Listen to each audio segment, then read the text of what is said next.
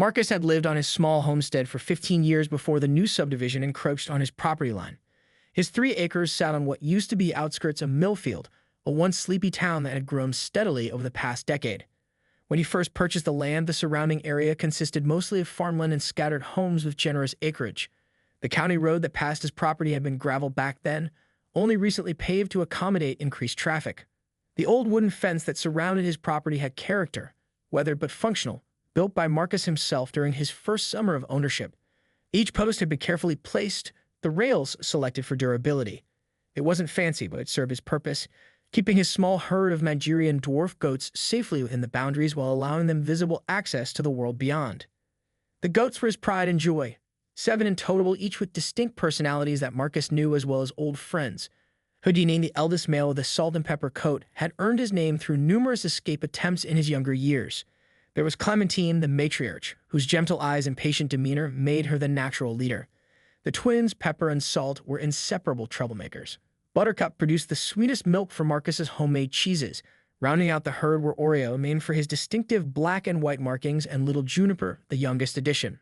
Marcus's modest farmhouse stood near the center of his property, surrounded by garden beds where he grew seasonal vegetables and herbs. His lifestyle wasn't fancy. He taught environmental science at the community college in town, but it was intentional and fulfilling. Neighbors were friendly but distant, respecting each other's privacy while offering help when needed. The first signs of change came 3 years ago with surveyors placing markers along the adjacent property. Marcus learned that Old Man Hendricks had finally sold his 40 acres to a development company after years of refusing offers. Within months, heavy machinery appeared, clearing trees and grading the land. Marcus watched from his porch as the transformation began, feeling a mixture of resignation and concern. Progress, they call it, he remarked to Houdini, who stood beside him watching the bulldozers with suspicious eyes. The Oak Ridge Estates development took shape with remarkable speed. What was once rolling meadow transformed into gridded streets lined with identical 2-story homes in varying shades of beige and gray. The houses pressed close to one another, maximizing the number of lots squeezed from the acreage. The nearest homes stood less than 50 yards from Marcus's property line, their back decks overlooking his pasture.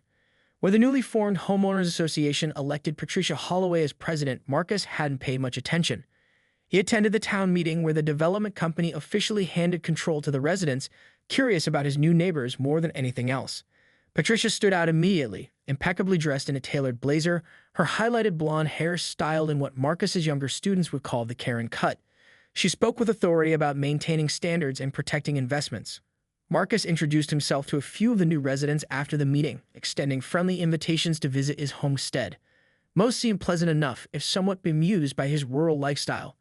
Patricia, however, had eyed him with barely concealed disapproval, her gaze lingering on his work boots and faded jeans. The first letter arrived 3 weeks later, printed on official-looking HOA letterhead with Patricia's signature prominently displayed at the bottom. It detailed community standards and property value preservation, with specific reference to Marcus's fence being inconsistent with neighborhood aesthetic guidelines. Despite the fact that his homestead predated the development and technically was a part of their jurisdiction, the letter stated that all adjacent properties have impact on the community visual harmony and requested prompt remediation of substandard boundaries. Marcus had chuckled, tossed the letter aside, and gone about his day. Little did he know that this was just the opening salvo in what would become an increasingly hostile campaign by the woman quickly nicknamed HOA Karen by even her own neighbors. Patricia, quickly nicknamed HOA Karen by other neighbors who found her overbearing, began documenting what she called violations on Marcus' property. Her presence became a regular fixture along the edge of the development that bordered his land. Residents would spot her in the early mornings, smartphone in hand, photographing Marcus's property from various angles. Sometimes she brought a measuring tape, extending it toward his fence line while making notes on her ever-present clipboard. The rustic wooden fence topped her list of complaints. While Marcus saw character and history in the weathered posts and rails, Patricia saw only dilapidation and disorder. Her vision for Oak Ridge Estates involved uniformity and precision, qualities conspicuously absent in Marcus's homestead aesthetic. That dilapidated barrier is an eyesore and brings down property values, she declared during a confrontational visit to his front porch one Saturday morning in early May. Marcus had been enjoying his coffee, watching the goats graze in the morning light when Patricia's luxury SUV pulled into his gravel driveway. She approached with the confidence of someone accustomed to compliance, a thick binder labeled HOA regulations tucked under one arm. The HOA regulations clearly state that all fencing must be approved by the Architectural Committee, Section 8, paragraph 3.2 specifically prohibits wooden fencing without proper staining and maintenance. Marcus set his coffee down, maintaining his composure despite the intrusion. He politely but firmly explained that his property wasn't part of the HOA, showing her the property maps and documentation he already pulled together after receiving her letters. My homestead was established long before Oak Ridge Estates existed, he explained, spreading the county plat maps across his porch railing. These boundaries were set 15 years ago. Your HOA jurisdiction ends here, he pointed to the line clearly marked on the official documents. Sensing an opportunity to diffuse the tension, Marcus offered, "Would you like to meet the goats? They're friendly, and many people find them quite charming." He genuinely believed that personal connection might help bridge the divide between their different lifestyles. Patricia recoiled slightly. "I'm allergic," she claimed, though Marcus noticed she touched her perfectly styled hair rather than indicating any respiratory concern. She pushed the binder toward him. "You should still review these guidelines. Adjacent properties affect our community's overall appeal." As she turned to leave, she added with terse warning, "Something will have to be done about that fence." The board meets next week to discuss enforcement options for peripheral properties. The following days brought a noticeable increase in drive-by traffic from the subdivision. Residents slowed as they passed, some waving politely, others clearly conducting their own assessments. Marcus learned from Amy Chen, one of the friendlier new neighbors who occasionally stopped to admire the goats, that Patricia had been showing photos of his property at an HOA meeting, labeling it the situation on our western boundary. Not everyone agrees with her, Amy assured him during one visit as she fed Clementine a carrot through the fence rails. "Some of us actually moved here because we like the rural feel. We didn't expect everything to be so regulated." Nevertheless, the certified letter that arrived the following week suggested Patricia had rallied sufficient support. The envelope contained 8 pages of legal jargon, threats of daily fines accumulating to thousands of dollars, and veiled references to county code enforcement and property liens. The letter specified that his fence violated multiple standards and must be replaced within 30 days with an approved boundary treatment. Marcus, concerned but not intimidated, contacted James Okafor, a lawyer friend who specialized in property disputes. They met over lunch at the local diner, where James reviewed the documents while shaking his head. "You're in the right here, Marcus," he assured him after reading through everything. "Your property is grandfathered in, and they have no jurisdiction over you." He slid the papers back across the table. "But I should warn you, determined HOAs can make life difficult regardless of legal standing. They have community funds for legal battles, and some board document everything," James advised. "Install security cameras if you haven't already, and maybe consider some goodwill gestures that don't compromise your rights. Perhaps clean up the most visible sections of the fence. Sometimes a small concession prevents a bigger battle." Little did either man know that Patricia had already moved beyond letters and was formulating a more direct approach to what she now referred to as the boundary problem. Marcus woke one Tuesday morning to the sound of machinery. The harsh mechanical grinding pulled him from sleep just after 7 a.m., far earlier than his usual wake-up time on his day off from teaching. For a moment, he thought it might be routine road work on the county lane, but the noise sounded much closer, almost at his property line. Throwing on his bathrobe over pajama pants, he didn't bother with shoes as he rushed outside. The cool morning grass was still wet with dew as he ran toward the commotion, his heart pounding with a sense of foreboding. What he saw stopped him in his tracks. A small excavator with Valley Contractors painted on its side was tearing up a 30-foot section of his fence, the portion visible from the main road into the subdivision. 2 workers in yellow safety vests stood nearby, occasionally directing the operator. Beyond them, Patricia stood watching, arms crossed triumphantly, her clipboard clutched against her chest like a shield. She wore a tailored pantsuit despite the early hour, as if dressed for a business presentation rather than a demolition. "Stop! What are you doing?" Marcus shouted, running the final stretch toward the workers. "This is my property." The excavator operator, noticing Marcus' approach, paused the machine but didn't shut it down. The engine idled loudly as one of the workers stepped forward. "Sir, we have orders to remove this section of fencing," the man said, looking uncomfortable. "We were told it was approved." "Approved by whom? Certainly not by me, and I'm the property owner." Marcus's voice rose as he surveyed the damage already done. Nearly 15 feet of his lovingly built fence already lay in splintered ruins, the posts yanked from the ground leaving gaping holes in the earth. Patricia stepped forward, her stiletto heels sinking slightly into the soft ground. "We have approval from the county for eyesore removal," she stated, her voice carrying the practiced calm of someone used to getting their way. "This fence is a safety hazard due to rot and instability." She waved a document with what appeared to be an official county letterhead. Marcus reached for the paper. "Let me see that." Patricia pulled it back. "It's all properly filed." The county inspector agreed that the deteriorated condition presents a public safety concern. "This is illegal," Marcus insisted, his voice breaking with a mixture of anger and distress. "You can't just come onto someone's property and destroy their fence." By now, several residents from the subdivision had gathered at the edge of the development, watching the confrontation unfold. Marcus recognized Amy Chen among them, her expression concerned as she held her phone up, apparently recording the incident. "Continue," Patricia instructed the workers with a dismissive wave toward Marcus. "We have proper authorization." The excavator operator looked uncertainly between Patricia and Marcus. "If you continue, I'll call the sheriff," Marcus warned, pulling his phone from his bathrobe pocket. "Go ahead," Patricia challenged. "We have the paperwork." Marcus immediately dialed, his hands shaking with adrenaline. While waiting for the call to connect, he also texted his lawyer, "Emergency. HOA demolishing my fence right now. Need help." For the 45 minutes it took the sheriff's deputy to arrive, Marcus watched helplessly as the crew continued dismantling his fence. Patricia remained on site, occasionally speaking into her phone and making notes. The workers avoided eye contact with Marcus as they loaded splintered wood into a truck. When Deputy Rivera finally pulled up, the damage was complete. The entire 30-foot section was gone, creating a wide gap where his property met the road and the corner of Patricia's meticulously landscaped garden, which Marcus now realized sat just adjacent to the demolished section. In fact, the removal seemed strategically designed to expose the boundary between his land and her prized landscape beds filled with exotic plants and carefully shaped shrubs. The deputy took statements from both parties, examining Patricia's documentation with a frown. "This appears to be a permit for fence removal, but it's for a property on Oak Ridge Lane, not for Mr. Hernandez's address on County Road 19, he noted, looking up at Patricia. Patricia's composure faltered momentarily. "It's the same property line. The development borders." "Different parcel numbers," the deputy interrupted, "and removal of private property without the owner's consent is a civil, possibly criminal matter." For 2 days, Marcus kept the goats confined to their barn while frantically trying to source materials for an emergency fence repair.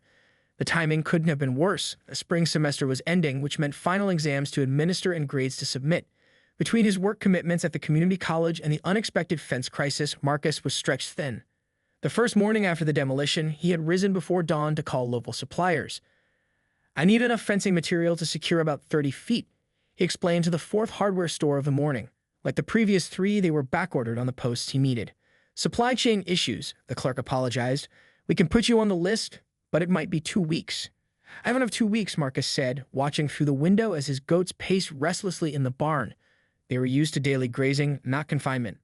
By the second day, Houdini had begun testing the barn door, pushing his head against it whenever Marcus entered to bring food and water. Clementine had stopped producing as much milk, a sure sign of stress. The twins, Salt and Pepper, butted heads more frequently in the enclosed space, their usual playfulness turning to irritation. "Just hang in there," Marcus told them as he refreshed their water buckets. "I'm working on it." After his afternoon class, Marcus drove to 3 neighboring towns looking for supplies. He finally managed to secure some metal posts, not matching his wooden fence but functional, and enough wire fencing to create a temporary barrier. It wasn't ideal, but it would work until proper materials became available. Racing against the setting sun, he erected a makeshift barrier across the gap. Pallets leaned against each other, reinforced with chicken wire and the metal posts driven into the ground at uneven intervals. It looked desperate and haphazard, but it would have to do for the night. He had early classes the next morning and still had 60 final exams to grade before Friday. "This should hold you," he told Houdini, who watched the construction process with suspicious eyes.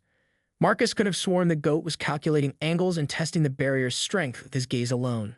The following morning, Marcus left for work earlier than usual, needing to prepare for his 8 a.m. environmental science final. He had checked the temporary fence twice before leaving, even adding extra zip ties to secure the chicken wire to the pallets. The goats had seemed calm as he released them from the barn into their pasture, immediately beginning to graze on the available grass. "Be good," he called over his shoulder as he hurried to his truck. "I'll be back by 3 to work on a better solution." What Marcus couldn't have anticipated was Juniper, the youngest and smallest goat, discovering a low spot where 2 pallets met. By mid-morning, the curious kid had wiggled her way through the gap, emerging on the other side with a triumphant bleat. Houdini, living up to his namesake, observed the escape with keen interest. Within 20 minutes, he had widened the opening enough to squeeze his stocky body through, the rest of the herd quick to follow their leaders. At first, the goats stayed close to the fence line, grazing on familiar territory despite being on the wrong side of the barrier. But eventually, the twins ventured toward the road, drawn by the different vegetation growing alongside it. Clementine followed, her maternal instincts compelling her to keep the group together. When Houdini spotted the lush greenery of Patricia's garden just 50 yards away, his keen sense of smell detected something irresistible: imported Japanese maple saplings recently fertilized with organic compost. Patricia had spent the morning at her yoga class, followed by a lunch meeting with the HOA Architectural Committee. She returned home shortly after 1 o'clock, her mind preoccupied with plans to draft new regulations about exterior paint colors. Pulling into her driveway, she at first didn't register the movement in her backyard. It was only when she stepped from her vehicle that she noticed something amiss with her prized garden. Where her perfectly shaped boxwood hedge had stood that morning, there now remained only stubby branches. Movement caught her eye. A small black and white goat stood on its hind legs, stripping leaves from her weeping cherry tree, while another headbutted the decorative garden gnome she'd imported from Germany. The realization hit her all at once. Marcus' entire goat herd had invaded her meticulously planned landscape. Her blood-red roses, which had taken blue ribbons at the county fair 3 years running, were now being methodically devoured by Clementine, who seemed to savor each bloom with slow, deliberate chews.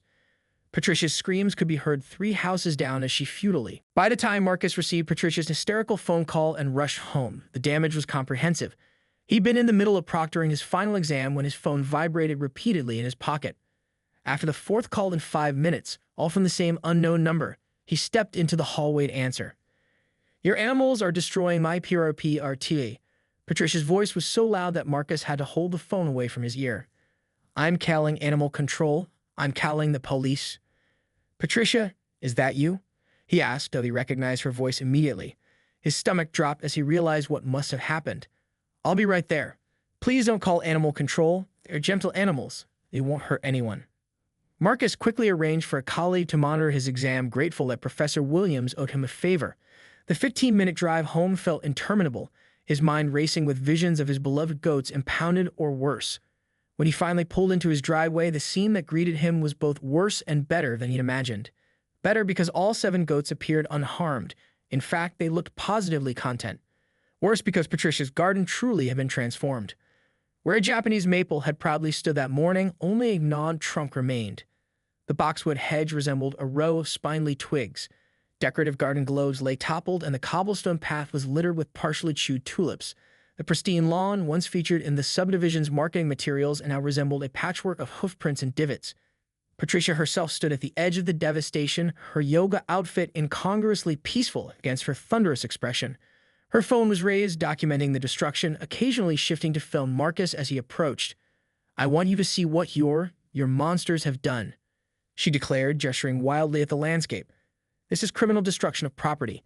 Do you know how much my landscaping cost? The Japanese maple alone was imported and cost over $2,000. Marcus calmly collected his goats, who came willingly, satiated from their botanical buffet. Houdini approached with what looked suspiciously like a satisfied smirk, a strand of ornamental grass still dangling from his mouth. "I understand you're upset," Marcus said, keeping his voice level. "This isn't what I wanted either." "Upset? Upset?" Patricia's voice rose again. "I'm beyond upset. I'm incandescent with rage. Your destructive animals have caused thousands in damages. I'm calling animal control. I'm suing you for everything you're worth." Marcus pulled out his own phone and began taking photos of the demolished fence section and then the garden damage.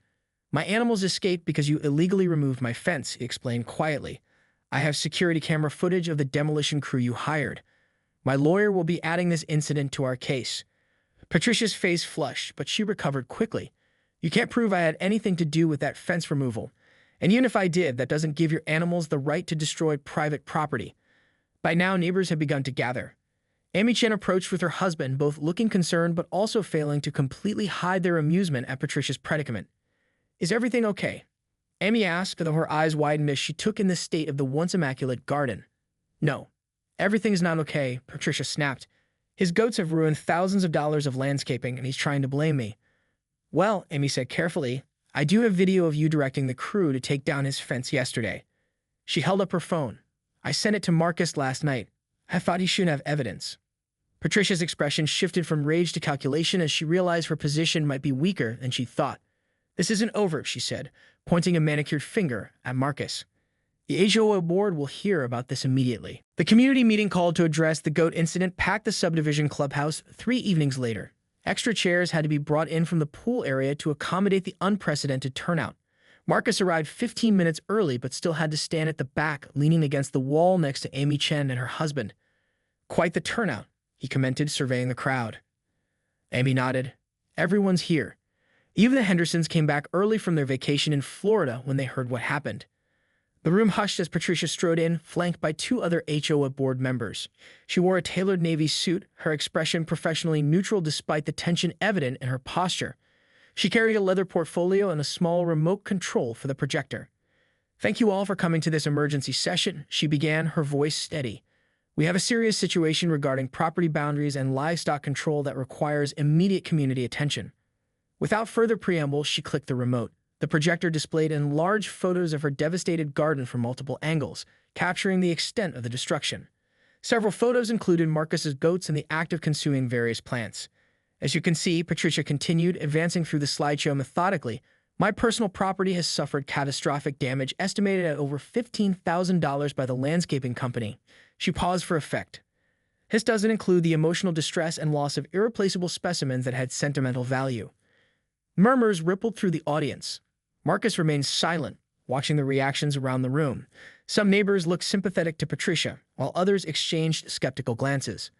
"I move that the HOA formally demand Mr. Hernandez pay for all damages and rehome his destructive livestock to a more appropriate rural setting, as they clearly represent an ongoing hazard to our community."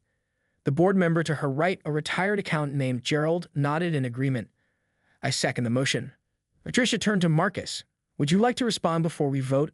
Marcus straightened from the wall and walked calmly to the front of the room. He connected his own laptop to the projector, replacing Patricia's garden photos with the security footage from his property. "I'd like to begin by saying that I regret the damage to Ms. Holloway's garden," he said sincerely. "I value being a good neighbor, which is why I maintained my property peacefully for 15 years. He pressed play on the video, which clearly showed Patricia directing the demolition crew to remove his fence. The timestamp in the corner confirmed and occurred 2 days before the goat escape. "This is security footage showing Ms. Holloway directing contractors to remove my fence without permission," he explained. "I've already filed a police report for destruction of property," he continued, his tone remaining professional despite the gravity of his words. The responding officer confirmed that the permit Ms. Holloway used was for a different property address entirely. He advanced to another screen showing the county property maps. "My homestead was established well before Oak Ridge Estates existed. It's not subject to HOA rules as confirmed by both the county assessor and my attorney." A hand raised from the middle of the room. "If your property isn't under HOA jurisdiction, why are we even having this meeting?" asked an older gentleman Marcus didn't recognize. "Good question," Marcus acknowledged. "I'm here because I believe in being a good neighbor and because I'd like to propose a solution that works for everyone."